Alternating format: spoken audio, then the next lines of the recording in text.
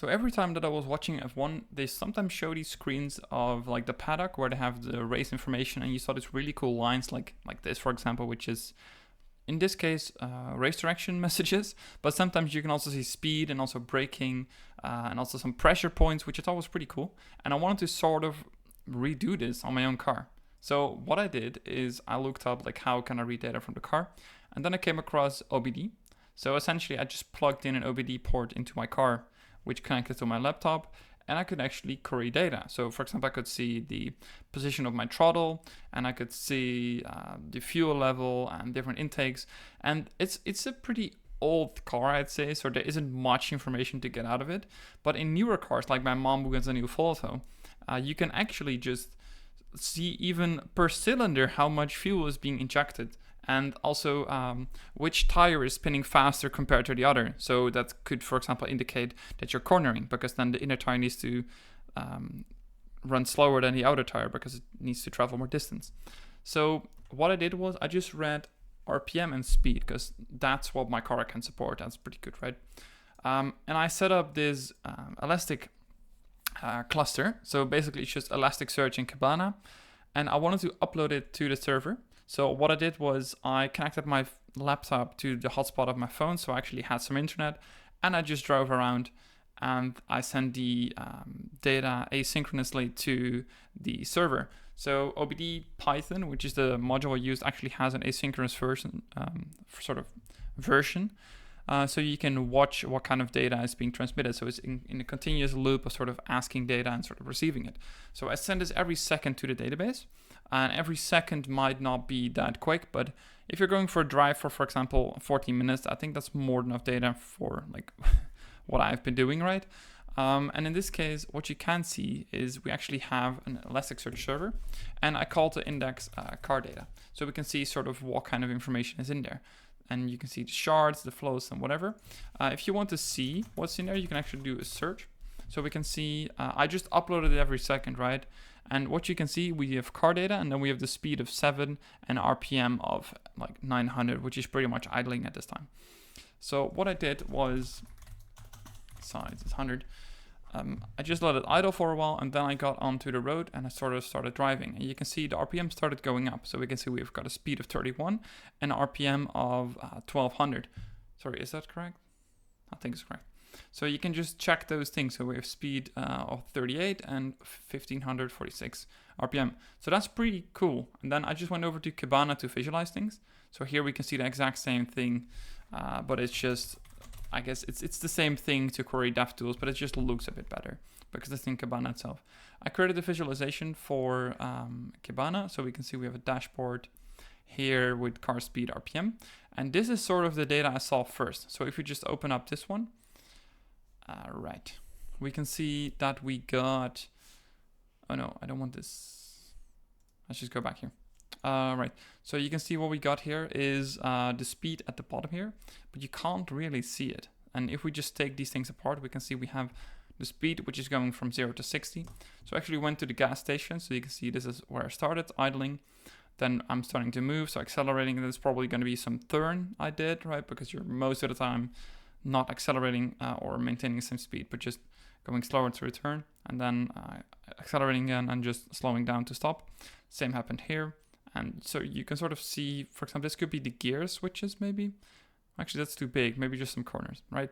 And then here we can see the RPM. So it's gone from like, this is idle, like 700 is idling. So then you're pretty much standing still, not doing anything at all. And then these are the different ranges. And if you do this for a motorcycle, those can range from, I think, like 1,000 idling or maybe even more to 15,000 in some weird cases. So that's a lot more. But this visualization I think is pretty cool because this one, can I make this bigger? Right. Anyway, so what we can see here, I've just done a percentage wise on them. So it goes from 0 to 100 for both. So what we can see here, oh, here, Maximat, that's what I was looking for. So this is the RPM. You can see I started putting in more RPM, and it takes a while for the speed to sort of catch on because I request something every second. So you can see it's going to be 50, 51, and then 5110. So you can even zoom in here, and you can see every single sort of data point. But you can see the RPM goes up, and then after a while the speed goes up. So that's pretty cool to see.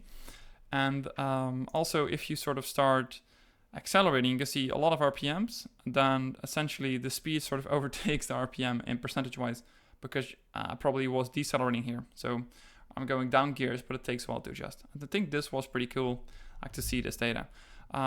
This was cool, but I saw someone online actually using GPS data. And I was like, well, how can I do that? So I started to come up with a new plan where I use my phone to collect GPS data, and I've got my laptop collect OBD data. So it's going to be speed, RPM, engine load, which actually was more interesting than RPM and speed for me. So you can see sort of how hard the engine is working. And I believe if you put the air conditioning on, it also takes up 15% of your engine. At least that's in my car, that's what it takes. Then I'm going to combine these things, right, because they're from two different sources. So I've got a timestamp, and I'm going to try to map these together into Elastic. And then I want to also have video material and actually show these nice lines live on the feed. But I'm not sure how that's going to work out, but we're going to see in the future. So yeah. So what you see here is going to be the sort of new data that we've collected from the car. So it's going to be a ride which went from 22 to 35, so about 30-minute drive. And I wanted to show some couple things. So first of all, if we look at the throttle position, we can see when the engine is idling, it always takes it about 90 to, I think I've seen it as low as 15 or 14 maybe even sometimes, as a throttle position for the engine to just keep the engine running, and also other system components like the lights in your car, and I don't know what else it's going to do, because the air conditioning wasn't turned on. I believe that takes about 15% of your engine load, but we can see the engine load as well. And what was interesting, at least to me, is if we look at the higher speed sort of way, we can see at the coolant temperature and the speed that when we accelerate, so that's going to be the blue line, the coolant temperature essentially it just goes down. And this was about 18 degrees outside at night, so I guess that's also going to be sort of clean air and also pretty fresh, I guess, for the car. So you can see when we accelerate, it just goes down. And if we just go a bit further, so we can see here, this is a correlation. It just essentially goes up again because we're decelerating, but also because I think if you're going 100 for quite a while, it does essentially go up again. This was just like a short-term thing that changed. And then on the right side, what we have here is a short-term fuel trim. So essentially what it does, if it's positive, it's adding fuel to the mixture. So it checks in the exhaust like what the air fuel mixture is, and I believe like 14.7 to 1. So 40.7, I don't know what it is, units of air to 1 unit of fuel, I believe it is. So it just adds 14% or 15% more fuel.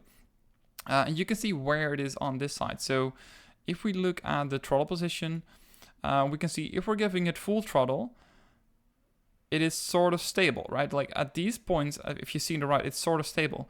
But when we take our foot off the pedal, we're basically saying, all right, add less fuel or add less air to the sort of, how do you say it, like the cylinders and stuff. And I believe the ECU does sort of calculate, all right, now we're going to have to put in less fuel as well. But I think it sort of overshoots itself, so it starts adding more because it realized there's not enough. Like how this works, I'm not sure, but I thought it was pretty cool to see. You can see other things as well. And I wanted to showcase this in like as a live overview on the car, but I really couldn't get that working, which is quite sad. So I did one in Matplotlib, which we're going to see now.